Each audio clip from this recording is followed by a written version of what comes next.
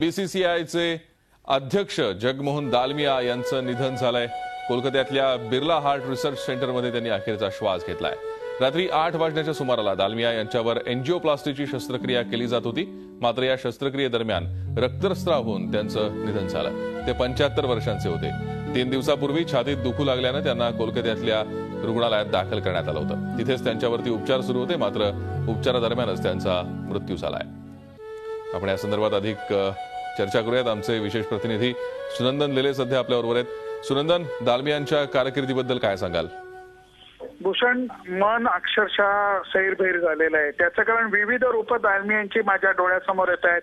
बीसीसीआयचे secretary ते झाल्यापासून ICC secretary, आयसीसीचे अध्यक्ष आणि आता परत एवढ्या सगळ्या घडामोडींनंतर त्यांना परत बीसीसीआयचं राजेपद उपभोगायला मिळालं आणि नंतर त्यांचा आता मृत्यू झालेला आहे। या सगळी रूप माझ्या डोळ्यासमोर आता जात आहेत। मी एवढंच म्हणेन की बीसीसीआयला आर्थिक दृष्ट्या मजबूत बनवण्यामध्ये एक आणि एकच माणसाचा हात होता आणि ते म्हणजे जगमोहन दालमिया। नुसतंच बीसीसीआय नाही, ज्यावेळेला ते आयसीसी प्रेसिडेंट झाले तेव्हाही आयसीसीचं अर्थकारण अत्यंत नाजूक अवस्थेत होतं।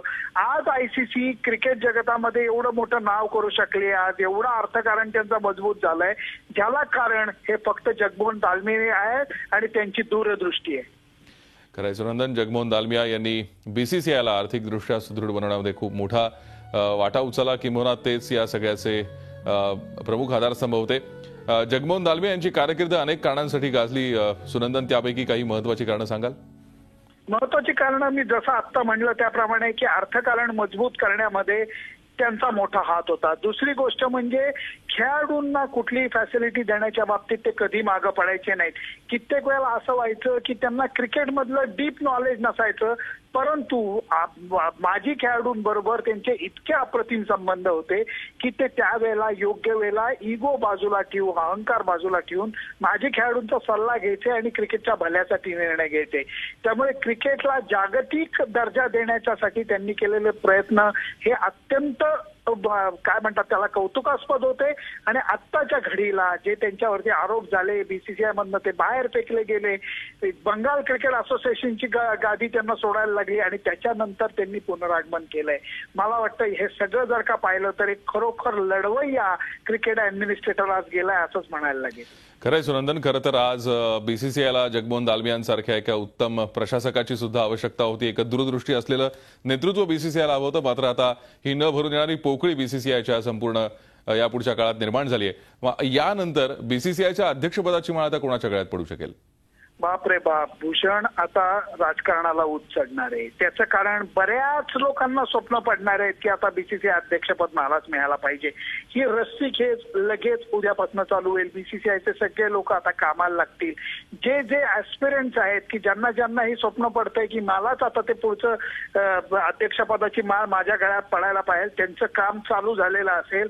त्याचं कारण बीसीसीआय आता एका अत्यंत वेगळ्या आणि नाजूक वळणावरती आहे आणि त्यामुळे हे अध्यक्षपद कोणाच्या गळ्यात पडतंय हे खरोखर बघणं हे पुढच्या महिन्याभरातले काम असेल। एजीएम पुढे ढकलली गेलेली आहे आणि त्याच्यानंतर बीसीसीआय अध्यक्षपदांच्या आता गादी रिकामी झाली आहे, कारण जगमोहन दालमिया यांचं निधन झालेलं आहे। त्यामुळे या सगळ्याच राजकारणाला आता ऊत चढेल आणि सगळे जे काही राजकारणी लोक आहेत, म्हणजे क्रिकेटमधले राजकारणी लोक आणि राजकारणामधले क्रिकेट खेळणारी लोक, हे सगळे लोक एकत्र येऊन डोकं खाजवतील।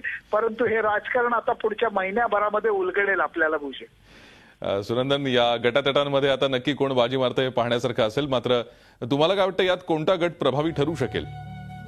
पवारांचा गट हा प्रभावी ठरण्याची शक्यता आहे। त्याचं कारण आत्ताच्या घडीला जर का बीसीसीआयला स्थिर करायचं असलं तर मला वाटतं शरद पवार करू शकतात। ते स्वतः अध्यक्ष होतील सांगता येत नाही, ते त्यांच्या मतानं कोणाला तरी ठेवतील ही शक्यता सुद्धा नाकारता येत नाही। परंतु हे सगळं करत असताना बरेचसे लोक ही माळ आपल्या गळ्यात पडावी म्हणून आता धडपड करतील हे नक्की आहे। पवारांचा कौल कोणाला मिळतोय याच्यावरती बरंच का अवलंबून असेल। धन्यवाद सुनंदन या सविस्तर चर्चेसाठी। आपल्यासोबत माजी टेस्ट प्लेअर सुलक्षण कुलकर्णी आहेत। सुलक्षण, दालमियांच्या कारकिर्दीबद्दल काय सांगाल? अतिशय दुःखद घटना आहे दालमियांचं निधन झाल्याबद्दल। सर्वप्रथम म्हणजे त्यांची कारकीर्द बीसीसीआय अध्यक्ष म्हणून एक दैदिप्यमान अशी कारकीर्द होती। प्रचंड व्यक्तिमत्व, मोठं व्यक्तिमत्व, ज्याने बीसीसीआय क्रिकेट पूर्ण म्हणजे चेंज करून टाकलं. आज आपल्याला जे दिसतंय की आज आपण करोडोमध्ये हे करतोय. आज आपल्या पैशाच्या बाबतीत जे नवे दिसतंय लोकांना, ICC cricket, BCCI cricket, Indian cricket, हे सगळं ह्याचं जे एक जनक म्हणून आपण म्हणू ते जनक होते दालमिया. आणि इंडियन क्रिकेटला एक नवीन एक रेस्पेक्ट जो मिळून दिला तो दालमियांमुळे मिळाला. मला असं आठवतंय की त्यांचं पेन्शन स्कीम जी चालू केली माजी क्रिकेटपटूंसाठी, मला वाटतं ती पेन्शन स्कीम पण दालमियांच्या कारकिर्दीतच झाली होती, ज्यामुळे अनेक माजी क्रिकेटपटूंना त्याचा फायदा झाला. असे उत्तुंग व्यक्तिमत्वाचं आज भारतीय क्रिकेटचं खूप मोठं नुकसान झालंय असं मला वाटतं. सुलक्षण, जसं आपण बघतो की बीसीसीआयला आर्थिकदृष्ट्या मजबूत करण्यामध्ये दालमियांचा महत्वाचा वाटा होता. कोणता असा निर्णय आपल्याला वाटतो की ज्यामुळे, किंवा कोणते असे निर्णय होते की ज्यामुळे भारतीय क्रिकेट नियामक मंडळ आर्थिकदृष्ट्या सुदृढ होत गेलं? मला वाटतंय की 96 मध्ये जेव्हा दालमिया प्रेसिडेंट झाले, 94च्या 96च्या आसपास, त्यावेळेला आपली बीसीसीआयची परिस्थिती, आर्थिक परिस्थिती खूपच गंभीर होती. मला वाटतं कदाचित 1 कोटी रुपये पण त्यावेळेला नव्हते बीसीसीआयच्या याच्यामध्ये. परंतु त्यांनी आल्यानंतर जे चालू केले, त्यांनी वेगवेगळे उपक्रम हाती घेतले. सर्वात पहिली गोष्ट म्हणजे 96चा वर्ल्ड कप. 96चा वर्ल्ड कप आपल्याकडे त्यावेळेला आला अशा याच्यामध्ये, आणि तो अतिशय सक्सेसफुल करून दाखवला.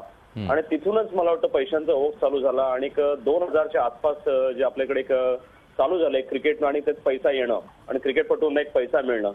त्याच दरम्यान ते आयसीसीचे अध्यक्षही झाले. आयसीसी मध्ये फंड नव्हता, बिलकुल फंड नव्हता, पण आयसीसी मध्ये दालमिया अध्यक्ष झाल्यानंतर त्यांची चांगली परिस्थिती झाली. आज आयसीसी बऱ्याच टुर्नामेंट्स ऑर्गनाईज करतायत.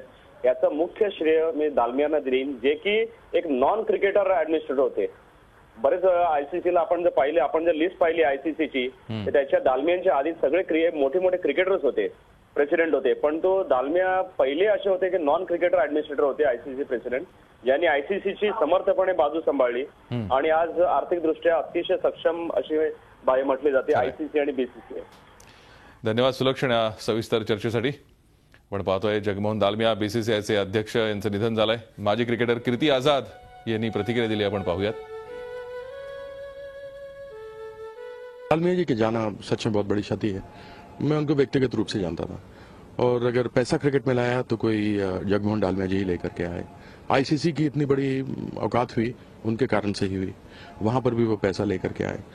और वो उनमें से नहीं थे जैसे आज आप देखते हैं जो पैसा बोर्ड में आया तो खुद भोगते रहते हैं उसको. उन्होंने वो किया खेल और खिलाड़ियों के लिए. आप जानते हैं कि कोचेज आ गए थे, अलग अलग सपोर्ट स्टाफ और सिस्टम आ गया था, उसके लिए उन्होंने वो लगाया. जो पुराने खिलाड़ी थे, जिनको जिस समय में कोई पैसा कुछ नहीं था, उनके लिए उन्होंने पेंशन योजना शुरू की. और मुझे ध्यान है कि मेरी पत्नी पूनम और मैं मिले थे उनसे, प्रतिभा की तलाश एक कार्यक्रम हमने किया था, तो उनसे कहा था कि बोर्ड की तरफ से कुछ समर्थन हो. तो उनको वह आइडिया बड़ा अच्छा लगा, तो उन्होंने फिर एक TRDOs शुरू किए, टैलेंट रिसर्च डेवलपमेंट ऑफिसर्स. तो खेल और खिलाड़ियों के लिए सदैव उनके मन में भावना रहती थी. मैं आशा करता हूं कि भगवान उनको अपने श्री चरणों में स्थान देगा. झी 24 तास रहा एक पाऊल पुढे.